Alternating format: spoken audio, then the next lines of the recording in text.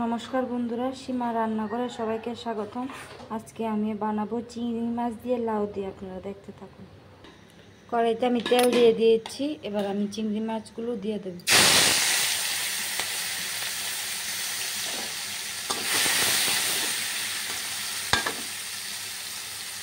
দেখুন মাছগুলো আমার ভাজা হয়ে গেছে। এখানে মাছ ভাজার পর যে তেলটা রয়ে গেছে ওটা আমি পেঁয়াজ কুচি দিয়ে দেবো।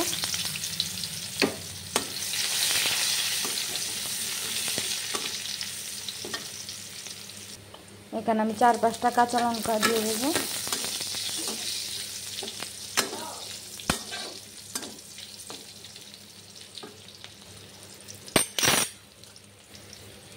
এখানে আমি কেটে রাখা লাউগুলো দিয়ে দেবো। লাউটা আমি আগে একটু সেদ্ধ করে নিয়েছি, আপনারা না সেদ্ধ করলেও হবে।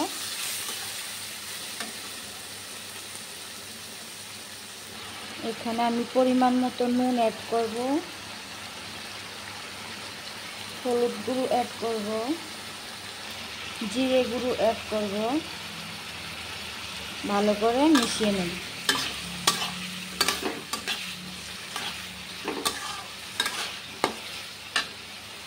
এবার আমি এতে চিংড়ি মাছগুলো দিয়ে দেব। আর একটু নাড়াচাড়া করে নেব।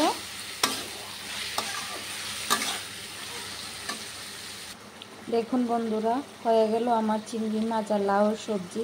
এটা আমি শুকনো করব না, একটু গ্রেভি গ্রেভি রাখবো। দেখুন বন্ধুরা, হয়ে গেল আমার তরকারি।